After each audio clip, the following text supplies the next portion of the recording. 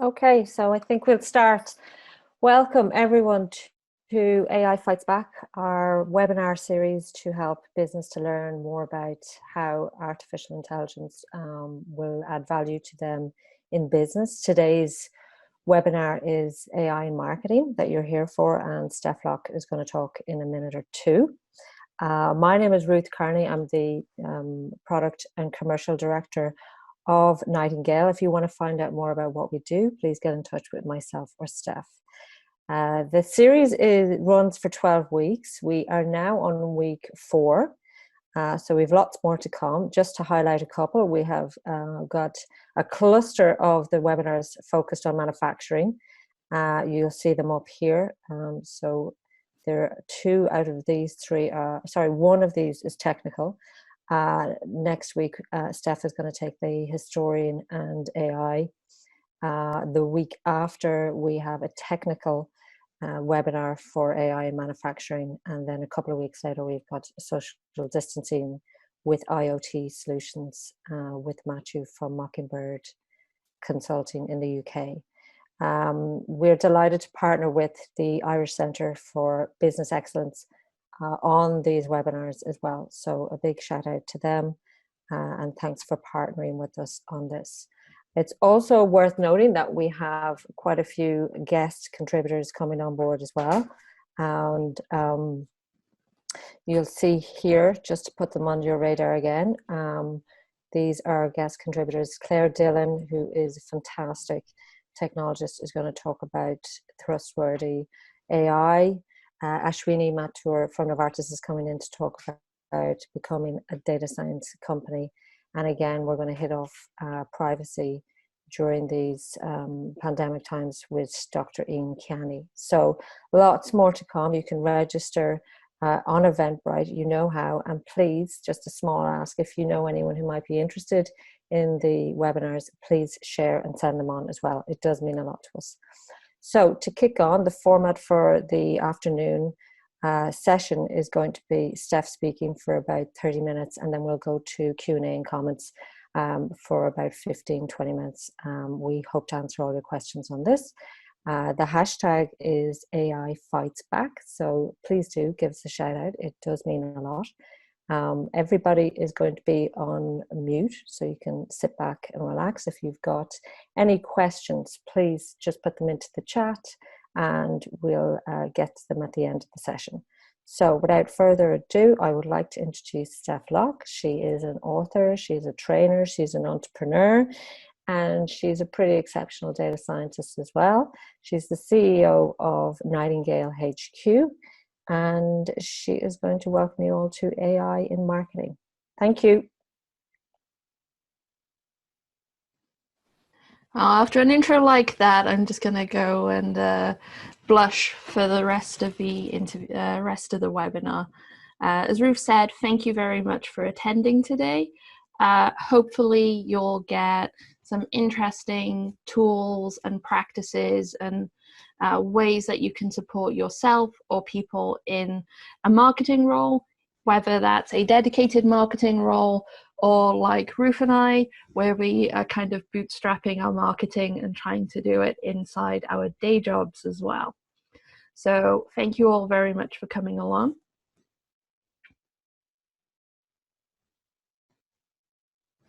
As Ruth said, I head up Nightingale. I do a lot of technical community work around helping technology people do their jobs better and start thinking a bit more business centric. And I love chatting to people on Twitter and LinkedIn. And if you have any follow-up queries, you can send me an email after the event. So we're going to cover a few key areas today. First of all, I'm going to give you a little bit of a non-technical overview about what AI is. We're going to look at a few use cases, including some recorded demos. Here's one I made earlier type of things on how you can be doing the marketing job using AI and in a way that doesn't require a lot of technology prerequisites and doesn't require a lot of cost either.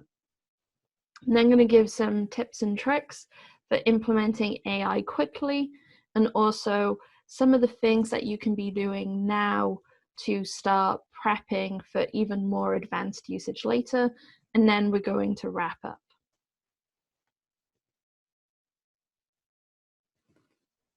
Okay. So cynically, AI is just whatever a computer could do, but takes a lot of money to do right now. And this is an interesting area because we see it all the time. Things like Alexa, where you speak to your effectively a computer, and it works out what you said, what you meant, and goes and kicks something off, is artificial intelligence, but it's now kind of ubiquitous, so we don't really think of it as AI anymore. But one person's easy and off the shelf isn't somebody else's easy and off the shelf. So AI ends up this kind of amorphous area where it's like, okay, my PowerPoint has some design ideas for me. That's AI. Through to somebody going, well, I'm teaching a robot how to pick up oranges and eggs without crushing them.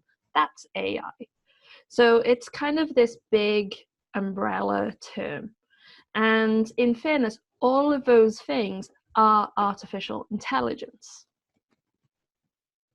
Artificial intelligence is technically 3 core areas of compute power. So we're looking to use our computers to do 3 key things: reasoning, understanding, and interacting. So with reasoning, it's trying to work out what the underlying causes and relationships are inside data and things that are happening in the world.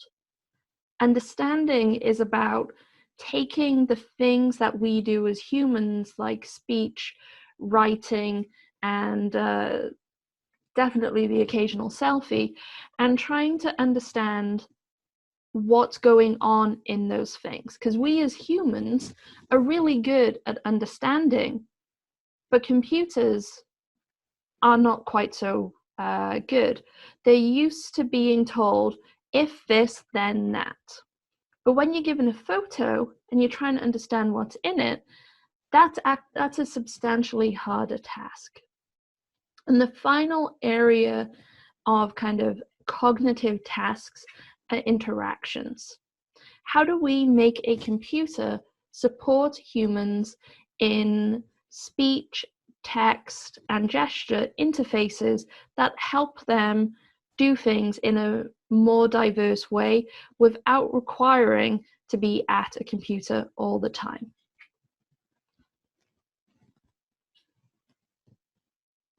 Going from those high-level tasks, there's a few key areas that you can specifically look into if you're interested in learning about AI. The first is computer vision. So how does a computer read an image and work out what objects are in it? What is it about? Who is the focus of it? What's happening in a video? That kind of thing. Natural language processing. How do we understand text? And that reminds me, I had at some point turned off my live subtitles. So apologies for that. They should now be on. So things like my live subtitles right now is an example of natural language processing combined with speech processing. It's taking an audio feed and turning it real time into text. And my dogs are deciding to play in the background. But we can take it even further, and we can pick a language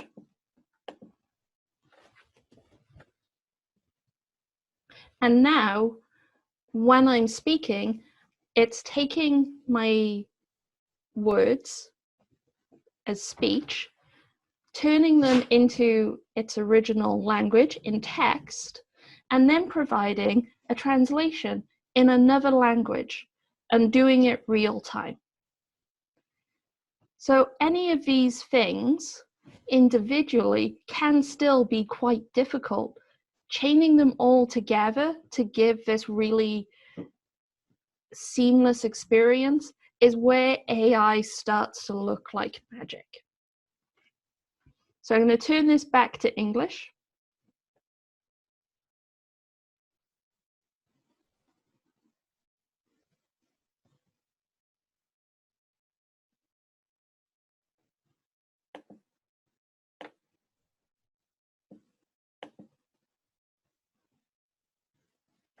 And we'll carry on. So conversational interactions is kind of like natural language processing, where we're taking text that has come from speech or being typed and ripping it apart to understand what somebody wants to do. And that's usually in a fault-tolerant way. So if you miss out some words or you mistype, it'll handle things without you being perfect. Then there's knowledge mining, which is taking lots of information that might be generated. So if you've got, for instance, a big style guide for how your web pages should look and your landing page designs, reading through that content, abstracting the key things like here's the color codes that we need, here's where the logo is, and then being able to use that to generate websites independently of you, but in consistency with your style guide. And then the area that gets a lot of love is induction. So induction is the process of going from lots of data and specific instances and arriving at a general conclusion. So that's where we typically think of things like machine learning and classical tasks like customer segmentation coming in. Based on all of our customers, what types of customers do we have? So that's induction. From a marketing perspective, induction's pretty important in that, it's great to be able to forecast what response rates and things like that are going to be over the next few months. But actually the computer vision, the speech processing, the natural language processing, and conversational interactions, these are where you can directly speak or interact with the customer or potential customer and engage with them in a variety of channels. So they sound difficult and complicated, but these are ways that computers can help us interact with people where they are and how they want to be interacted with, rather than us forcing a specific method of conversation. So there's a few key areas that we've covered, and I just want to quickly point out that not all artificial intelligence is machine learning, not all machine learning is deep learning, and similarly, not all artificial intelligence is done by data scientists, and we also have a strong overlap with data engineers. So when or if you start looking at building your own sort of solutions, doing induction for things like customer segmentation, personalized models, and things like that, you'll be looking to perform machine learning. Some of that you might get a data scientist to do. You might need some preparation of your data by a data engineer. And then other areas, like some of the things we'll see later, you might get a developer to do. The aim, though, for the demos that I show you is that you don't need to do any coding to make AI work for you. So onto those promised use cases. How can AI help a marketing department? There's lots of key areas. Overall, around your marketing, to kind of wrap around your marketing department, segmentation, attribution, and chatbots are things that will span the entire interface. So customer segmentation allows you to say, this group might be something as simple as our high value, low touch customers. We want more customers like them. What are the key attributes about them that we can then go and target more generally so that we can try and get more customers like them? In an omni-channel environment, working out which bits of your ad spend or your social media investment or your SEO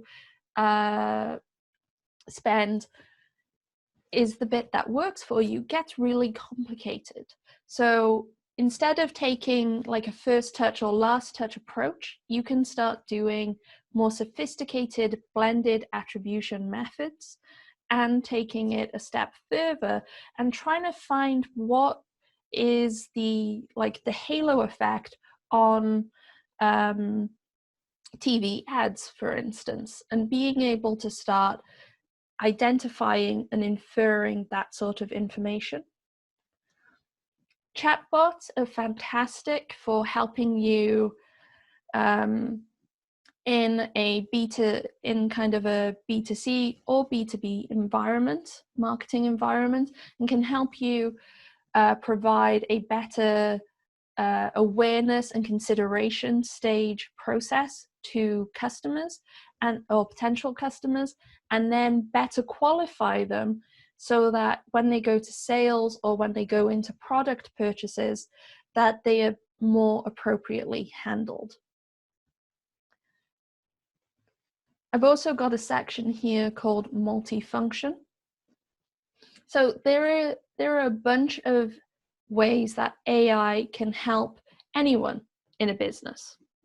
And two key areas for me is robotic process automation and accessible meetings. So accessible meetings are things like live subtitles, being able to get transcriptions automatically, being able to make videos be available with transcriptions, being able to communicate to an inclusive range of people across the world is a way to speed up your business and make things a little easier for a broader range of people.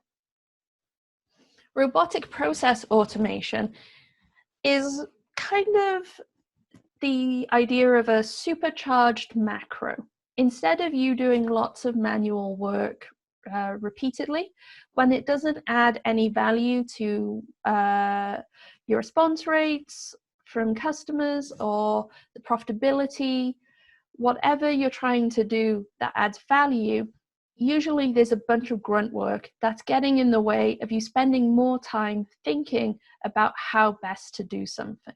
So robotic process automation usually offers low or no code solutions to help you automate that drudge work so that you can spend more time on the valuable pieces. And then there's lots of additional things in terms of content marketing. AI can be really helpful for content generation, repackaging that content into different formats and personalizing content to individuals. It can be used to improve our SEO process from abstracting additional information from text that's been written through to optimizing keywords based on click-through data to help us better improve our rankings. Inside social media, it's useful for doing social listening. We'll see a live demo of that later. Helping you with automation, and also optimization. When is the best time to post? When is the best time to send somebody a DM?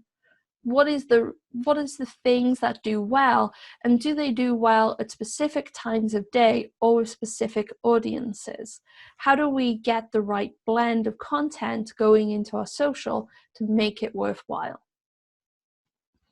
On a direct marketing, somewhat sales area, you can be using AI to programmatically determine pricing most likely to cause a conversion.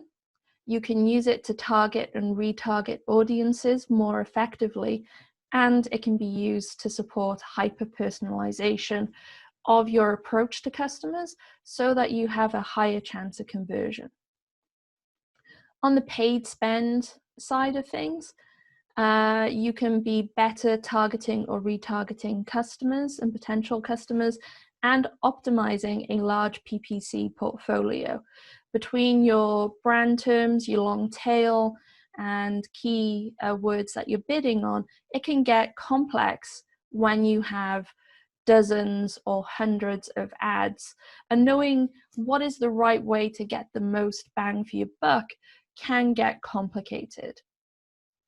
So there's lots and lots of areas that AI can be helping marketers either increase the value proposition of what they're doing, increase the amount that you're able to output, and help you better refine your strategy for engaging with customers overall.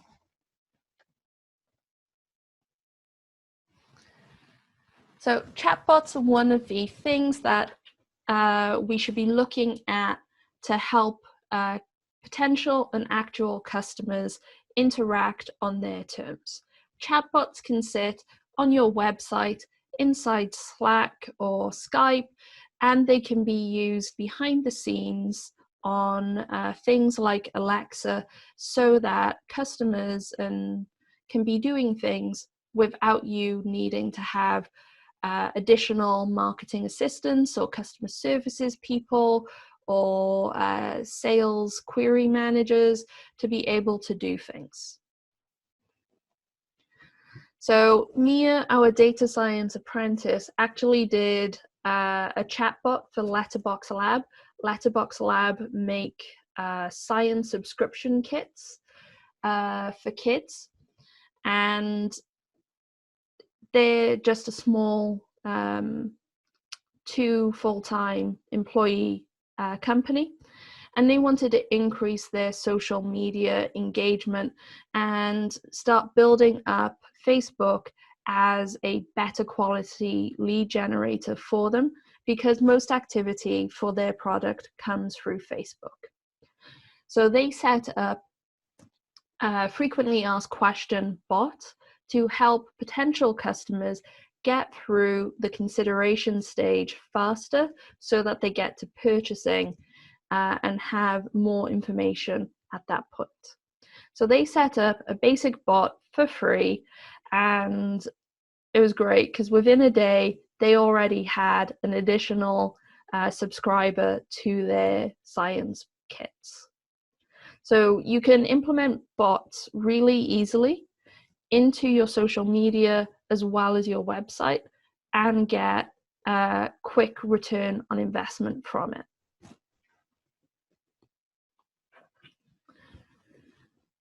Writing quality content and promoting it is one of the biggest long-term value things that you can be doing for your organization for building an inbound marketing strategy. However, writing content and repackaging it is time consuming. For every hour that you spend on making content, you have to spend like 9 hours promoting it.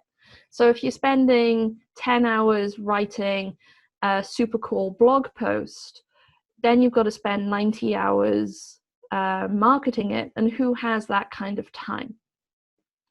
So one of the things that we can be doing is repackaging content into the various formats, like shortening it for social, turning it into videos, and going from any webinars or podcasts and things into text formats that we can then repurpose into blog posts and things. So content repackaging is an area where AI can really help. One cool website and service that I found that does this really nicely without you having to do a lot of technical work is a website called Lumen 5. So with Lumen 5, you get your blog post, you paste in the URL. So I posted in our last one, you can get a video ideal for a certain feed. You can set look and feel, and it goes through the text that you've written inside your blog post, looks for titles, interesting sentences, works out the topic of your blog post, and starts putting stock photos and animations against the interesting things in your blog post, so that ideally it just turns into a video and it's automatically done. If nothing else, just being able to use AI in this way helps cut down that repackaging time by about 75%.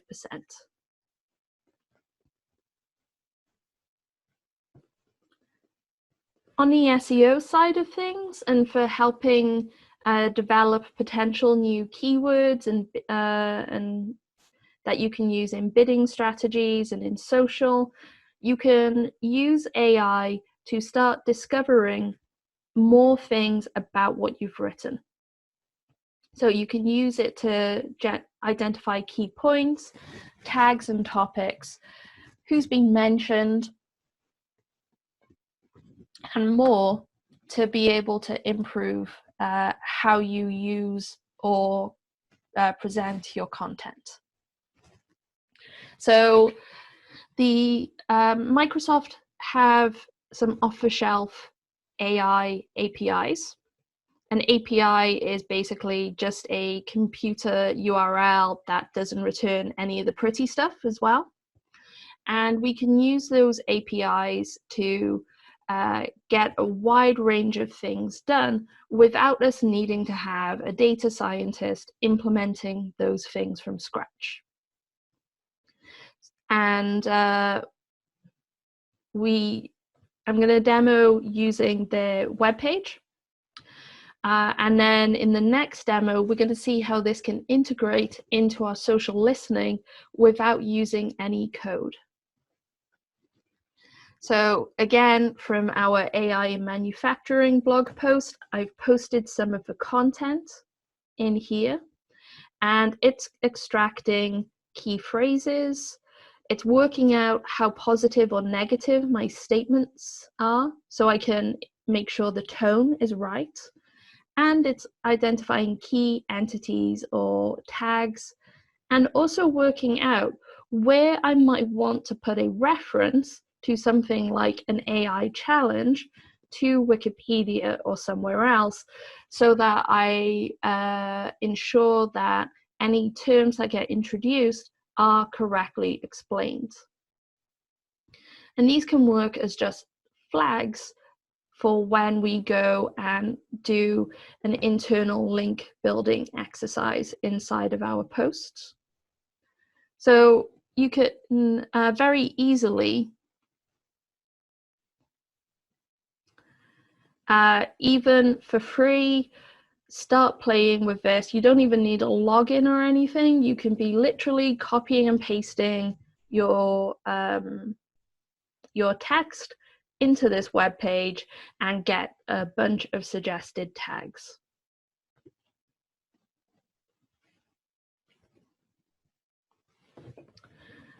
With social listening, we now have, and I'm very anti-social in some respects. I'm definitely a late adopter of different social media channels. So between Facebook, LinkedIn, Twitter, Instagram, and now TikTok and YouTube, you might have Reddit going on, Hacker Noon, all sorts of things. trying to understand where people are trying to engage with you or talking about your organization is really hard to manage. And there's often lots of things that are mentioned, but they might be positive and that's fine. They might be super positive and you want to amplify them, or they might be negative and you want to be able to address things to have a proactive customer service strategy about this. You can use social listening to be keeping an ear out across all of these channels without needing to dedicate time to manually running searches or looking through complicated dashboards filled with lots and lots of tweets on something like TweetDeck. So with social listening, you can predefine, or some social listening tools are more sophisticated and will start learning what you should be listening for, but you can usually predefine things that you're interested in. So it might be somebody using your one of your ideal hashtags for customers, or it could be they mention your name but they don't tag you. It could be they use your acronym but again don't tag you. And a lot of these things might slip under the radar normally, or you don't have enough manpower to be able to go through and check all of these things. So robotic process automation comes into its own here for us, and we can also use specific social listening tools. I've tried to keep the costs down and the broad applicability of the things I'm showing you here. So this can actually be done for free by anyone. This is the Power Automate platform from Microsoft. And this is a social listening example that I have live currently, working to check for relevant journal request hashtag tweets, where it might be something that we can respond to so that we could be proactive on our PR. We set things up to make sure that it's not a retweet, because who wants to react to the retweets? We want to react to the original journalist requests and nothing else. We grab some information about them and we fire off an email so that somebody gets notified to say, hey, is this something that's relevant for us? So we can do all of this without any code, and we can then start including our text analytics and our off-the-shelf APIs to be starting to more intuitively process tweets or whatever social feed that we're trying to understand. So now, being able to detect the sentiment of the tweet, I could look and say, I only want to respond to tweets that are particularly negative. I only want to get an alert when somebody appears frustrated, because that's when I need to remediate the customer experience.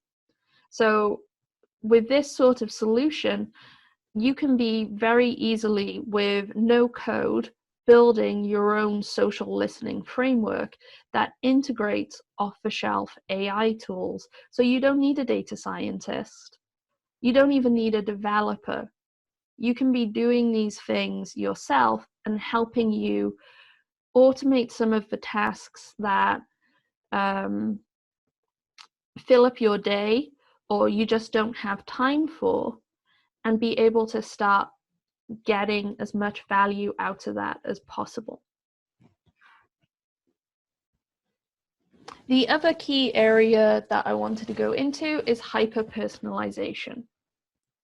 So we have a wealth of publicly available data on people. As much as privacy is an important thing, we all give away so much data, so much detail about us, our preferences, our likes, that a savvy marketing person can be consolidating data from all of these different sources combining it with things like the natural language processing techniques, and working out what is important to people and personalizing the content or the sales process that you put them through, or the channels that you reach out to them in, to be targeting them at its most salient for them. The advantage of a hyper-personalized strategy is you can discard the 80% of people who aren't going to be very profitable for you to try and market to, and you can invest more time marketing to the people who are most relevant and trying to squeeze out every ounce of conversion you can get from those people. So a great solution for sales and kind of manual outreach is a website called Crystal Knows. With Crystal, it uses NLP combined with psychological profiling to see what people say about themselves and their updates and things, to be able to work out what their personality is and ways that you can approach them. So based on my profile, it goes away and funnily enough says that I'm an analyst. I like to be able to solve things, and I like rules and processes.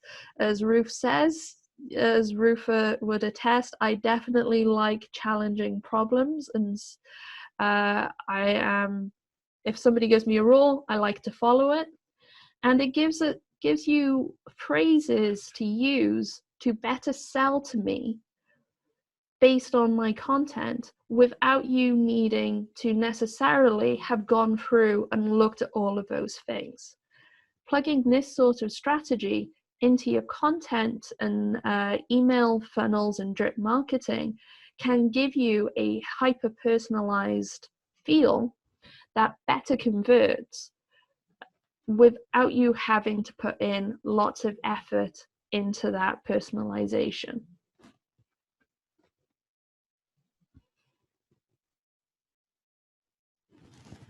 So how do you get started with these things quickly?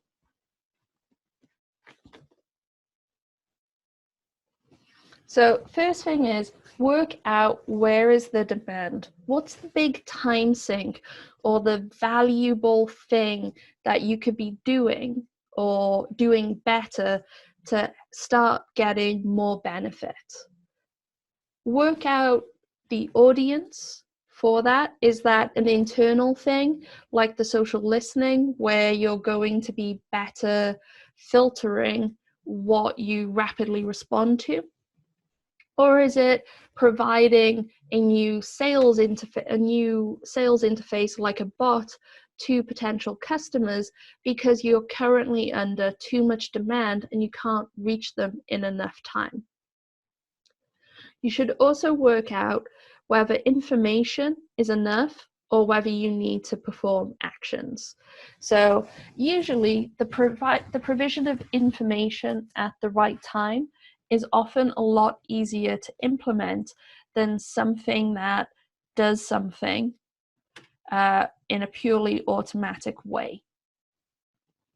So if just a piece of information at the right time makes a sale, work on that first, usually. Start with one thing and make sure you're measuring the impact. Make sure you're measuring the customer experience whilst using this new technique or solution, and expand gradually. Don't try and AI all the things. Try and just work out case by case, prioritize by highest demand or highest value, how AI can fit into your day job to help you automate or augment important processes. Longer term, you're going to want to start gathering your data.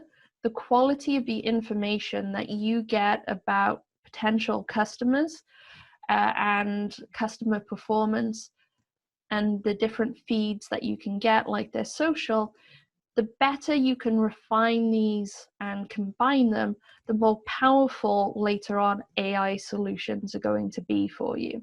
So start looking at your data, start assessing how good it is, and start building some new dashboards with tools like Google Data Studio, Microsoft Power BI, to start trying to understand how your data can support you. Because longer term, AI can help you not just in the short term tactical things, but in the longer term strategy pieces, but it requires data. If your company isn't doing much with AI, doesn't have data scientists, doesn't have developers, not a problem. There is tons of software with AI baked in. So things like Crystal Knows or Einstein in Salesforce, get started with those things and see how they add value and worry about more complicated stuff later. If your company is more data savvy and has more resources about working with data, you can be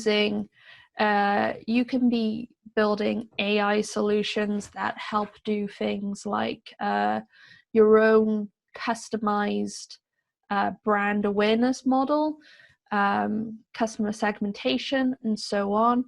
And you can even take it as far along as building or integrating with things like smart mirrors to design a retail experience to better improve conversion inside stores, where previously you might not have been able to access, rather than the odd merchandiser visit. So there's an AI level and kind of way of getting AI that works for wherever you are in your AI journey.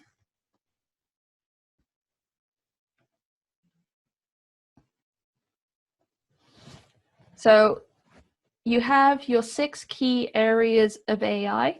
AI can help marketers in all of these areas, because primarily what we're aiming to do is reach out and have better quality conversations with the right audiences.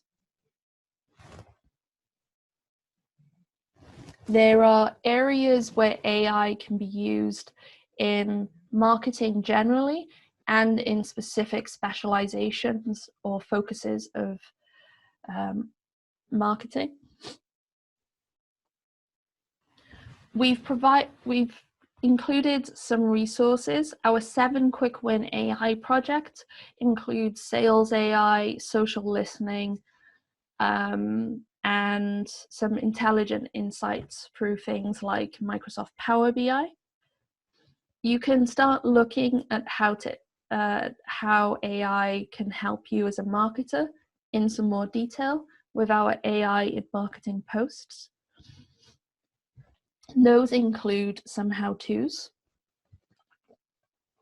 For instance, if you'd like to get started with a chatbot, you can do that right now. We've got a how-to video for that. And we've also got a how-to video or how-to post on generating human-like speech to narrate videos for you. I've also included the links to the different technologies that I've mentioned here, because you might want to go away and investigate them. And there is a lot of resources out on the internet, and I'm very happy to further this conversation with you if you have a specific use case that you'd like to go into.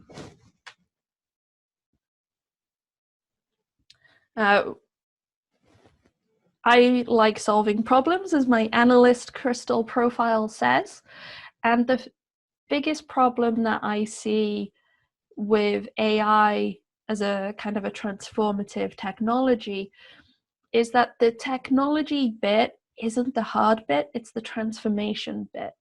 We at Nightingale, we're not doing the deep technical stuff. We're not trying to get you a slightly better custom vision model. Our focus is on helping businesses adopt AI through education, strategy, and expert support on projects. And as Ruth mentioned at the beginning, we have 6 more fantastic webinars coming up. We've got AI in manufacturing, working with data feeds from the manufacturing floor, looking at things technically, and then also looking at IoT solutions and how these can help maintain social distancing. That's also really good for urban environments and office spaces as well. So if you work for an organization where coming back into large open plan offices and things is going to be a situation, then it might be worth recommending that IoT solutions webinar to folks to kind of think about how that implementation of going back to work might look like inside your business. And as well as adopting artificial intelligence through tools and easy to do things, it is important to think about the broader strategy piece, and particularly as marketers, how are you going to use AI in a way that doesn't reduce customer trust in you, and how do you keep GDPR compliance and things in mind? So a bit more off the beaten path, and here's a website that turns blog posts into videos using AI. But for the kind of the chief marketing officer, senior marketer perspective, thinking about trustworthy, privacy compliant data use inside your marketing strategies is key. And I would really recommend you tune in to these sessions from Claire and Ian at a later date. So thank you all very much. I didn't overrun too badly. So we have some time for questions. Ruth, is there anything on the chat? Yes, there is. Just in reference to, and thanks for that, Steph. Crystal knows, somebody would like to know, is it just a matter of adding people's names and then it produces a report based on social media mining? Is that how it works? You can, I think there's a batch way of doing it. So it integrates into my HubSpot as well. And if you've got the LinkedIn, if you've got somebody's LinkedIn social associated with your CRM record for them, you can actually view the insights about them at that CRM page. I don't think it has some batch capabilities that I would like, because I want to automate all the things. So I'd love to be able to give it a big data set and say, bring me back the insights so that I can segment them. But there are other solutions like it that will be able to do that sort of thing. Okay, cool.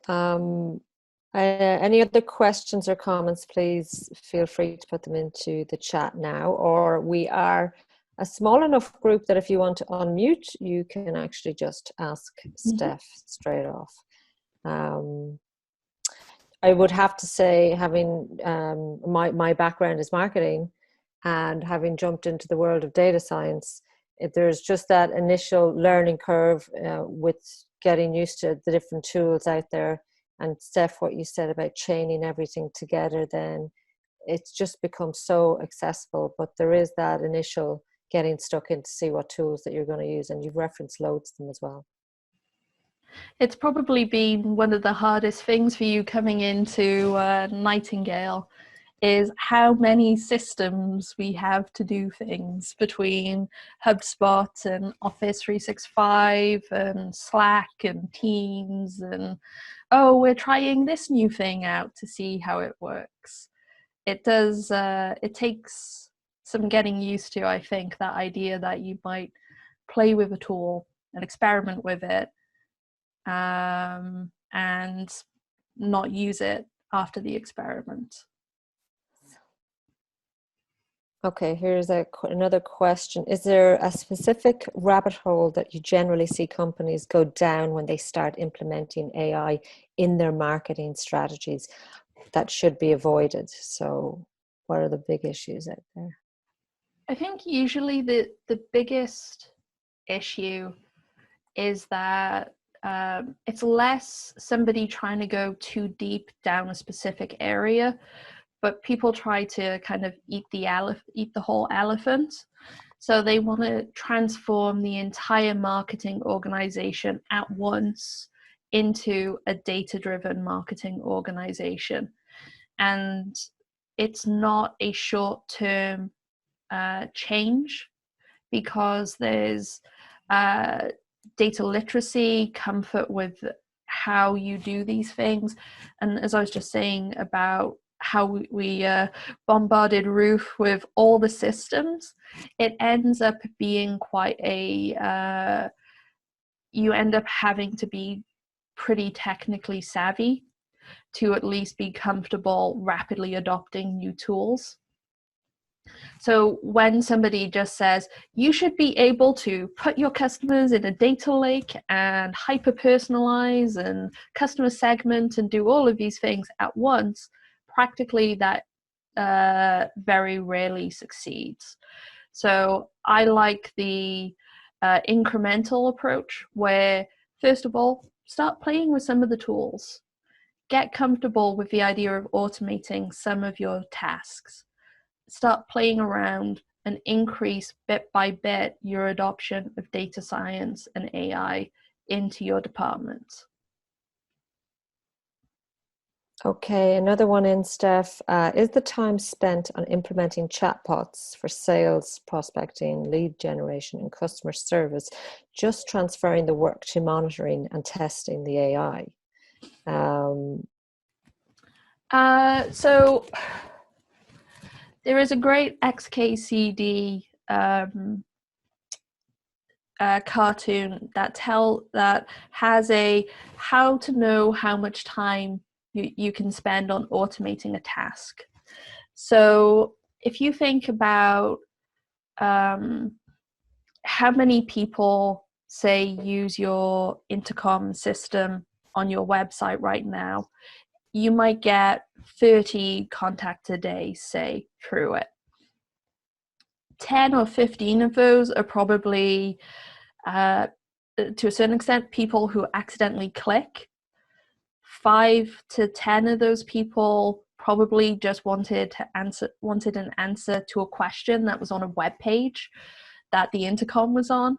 And then there might be a few that genuinely need that human interaction to progress the sale and progress their journey along.